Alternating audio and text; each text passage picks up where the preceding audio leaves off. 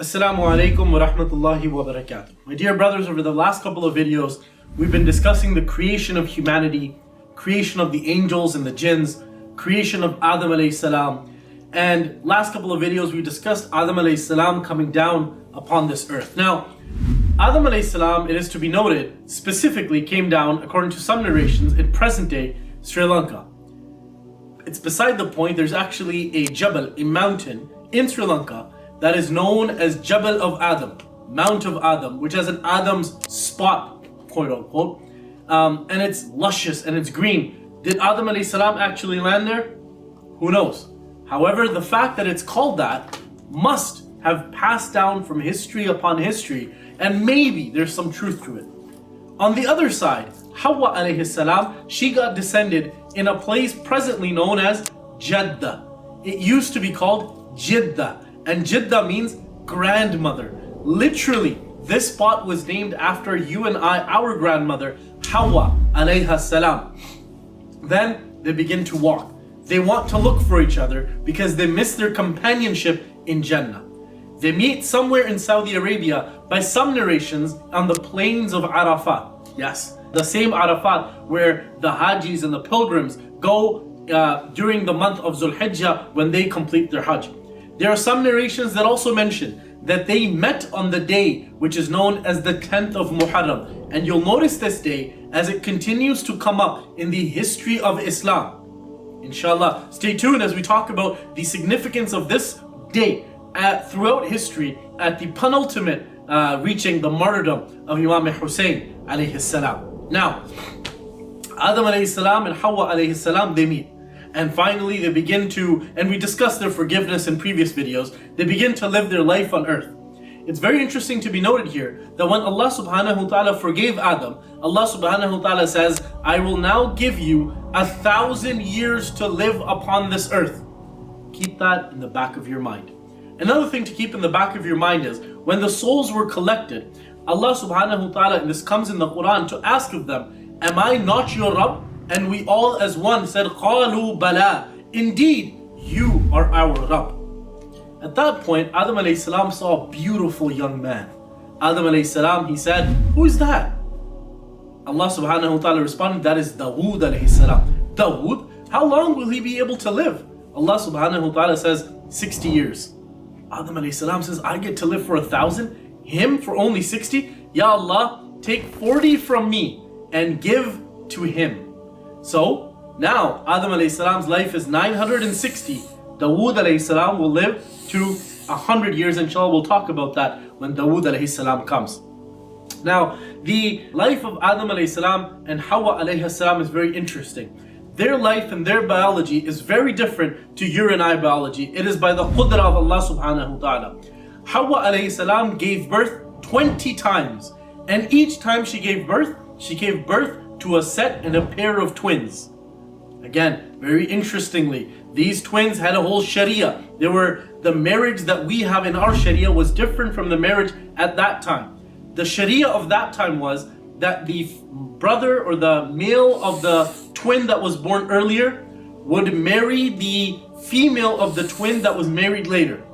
And the male that was married later would marry the twin of the female born earlier. So that the brothers and sisters would not intermingle, but the intermingling or the marriage would happen across generations or across different sets of twins that were being born.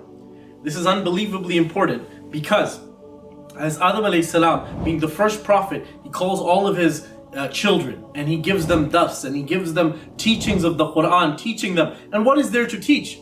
The only thing to teach is the creation of humanity, the sin that Iblis had caused Adam alayhi salam to commit, the creation of humanity, the journey of Adam alayhi salam, and the journey of Hawwa alayha salam. There's two individuals here that's very interesting to know. And it comes up in the Bible, it comes up in the Quran, it comes up in tradition. One is known as Kabil or Cain. The other is known as Habil or Abel. Kabil is an individual of striking beauty. Unbelievably beautiful. His sister, also unbelievably beautiful. Meanwhile, Habil is an individual who is not so good looking. and his sister, also perhaps not the best looking. And by the qudra of Allah subhanahu wa ta'ala, Kabil is ordered to marry the sister of Habil, and Habil is asked to marry the sister of Kabil. Jealousy grows within Kabil. Why does my beautiful sister get to marry someone like Habil, while I get the sister of Habil who is not too good to look at? This jealousy begins to grow and grow and grow. They bring their muqaddama, their debate to Adam alayhi salam. He says, Kabil to Adam alayhi salam, I do not wish to marry this man. Or this woman, sorry. Adam alayhi salam brings the majra to Allah subhanahu wa ta'ala. Allah subhanahu wa ta'ala, he says, order and instruct both of them to bring provisions and to bring charity atop this mountain and leave it. Well, how? There was no one to give charity to. So the way they used to give sadaqah is they used to bring whatever they could. One thing would catch on fire. That would mean that Allah had blessed it and Allah had used it and caused it to be accepted into his throne of sadaqah and charity. So Kabil, he was known as a farmer, and Habil, he was a shepherd. So Habil, when he's ordered, he brings the best of his livestock. Kabil brings the worst of his provisions and foods as a farmer. It's brought up in front of on that mountain, and they leave. When they return a few minutes later, what do they see? That the livestock has been swallowed up by flames, and the provisions that were dirty and that were the worst of things, Kabil's charity was not accepted. The jealousy now continues to grow. Kabil thinks to himself, he got the woman, he got Allah.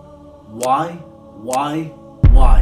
And this jealousy begins to fester to such an extent that he says, Habil, I am going to kill you.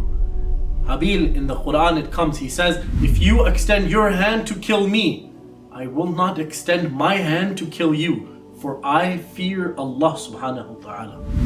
Kabil, now Iblis is there, whispering his waswasa. Remember, Iblis has also been condemned and sent down upon this earth to spread havoc and to cause people to go into Jahannam, while Adam alayhi salam is continuing to preach to his progeny to come towards Jannah.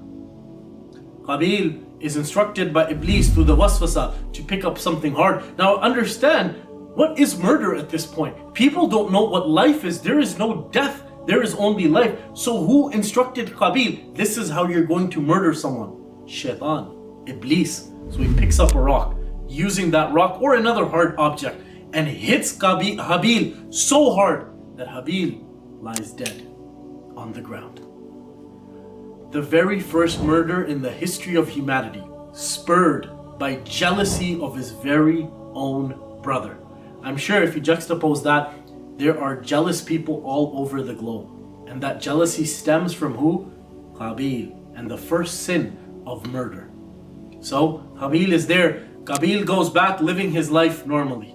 Adam alayhi salam notices Habil isn't there. He says, Kabil, have you noticed where Habil is? Kabil says, I have nothing to do with him. He is responsible for his own self. Don't ask me about Habil. Adam alayhi salam knew something is up. That is no way to answer his father.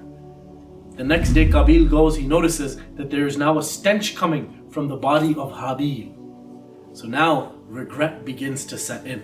This is exactly how sin works. Where does Iblis go once the sin is committed? He flies away, he runs away. The sin is committed. That right there, that's regret. By the way, the hadith of Rasulullah sallallahu alaihi wasallam, he says that if a human or if an individual from his ummah sins and they feel regret over that sin, know that you're a mu'min. Know that you're a believer. It's when you feel no regret over sinning. For example, you commit adultery, but you don't feel any regret. You lie, you don't feel any regret. You miss a salah, you don't feel any regret. You miss a fast, you don't feel any regret. That's when you should really worry about your iman and about your Islam.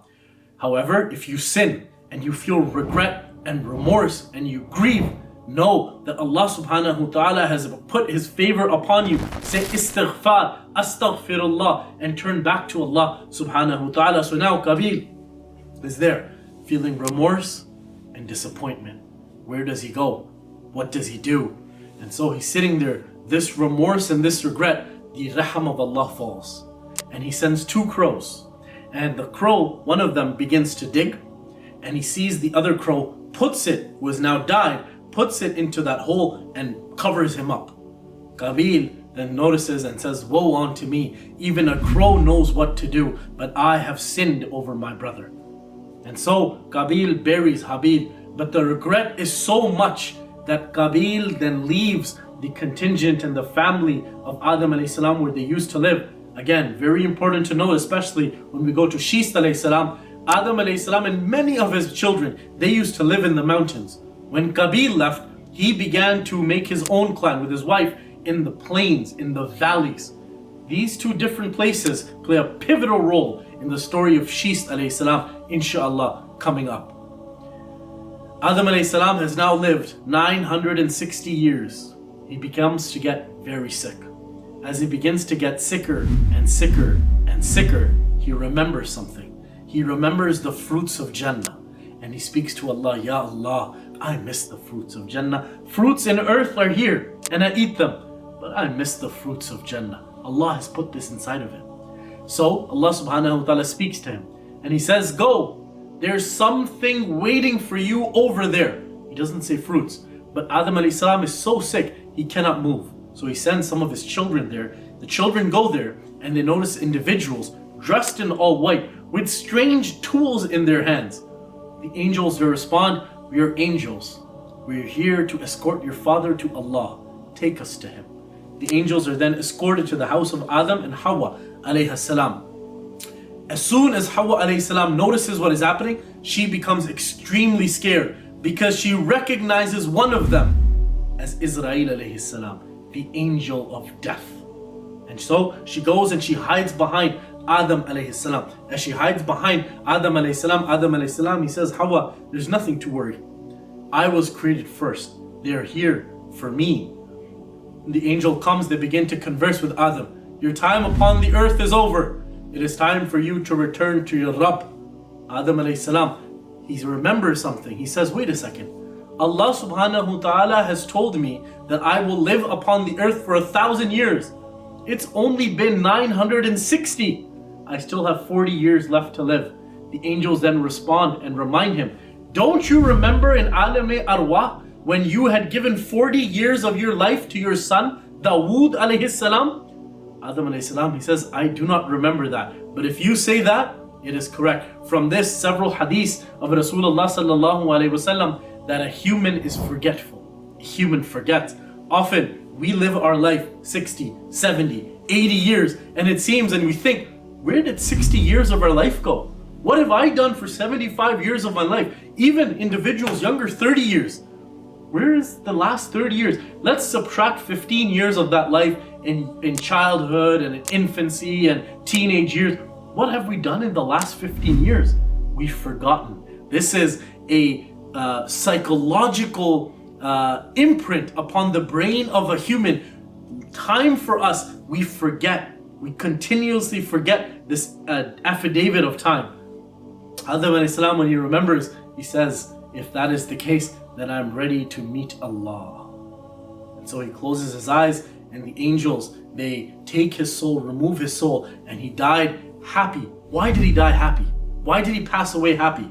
He passed away happy because he was returning to Allah. He remembered the fruits of Jannah, the plains of Jannah, the gardens of Jannah, the rivers of Jannah, and now he's going back. No more trial, no more tribulation, no more children, no more infighting between children, no more working the fields for work, for food.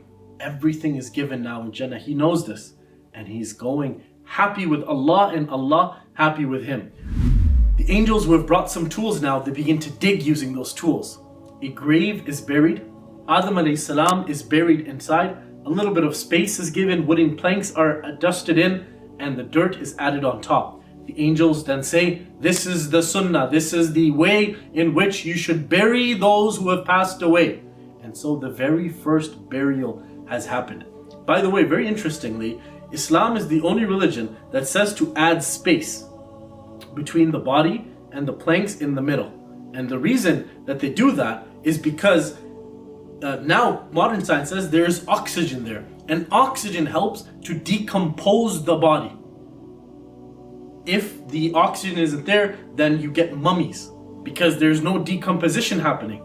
But you'll notice that by raham of Allah subhanahu wa ta'ala, all the bones after a few years decompose because of that oxygen, save, as Allah subhanahu wa ta'ala says, the very end of a tailbone, which is the origin of man.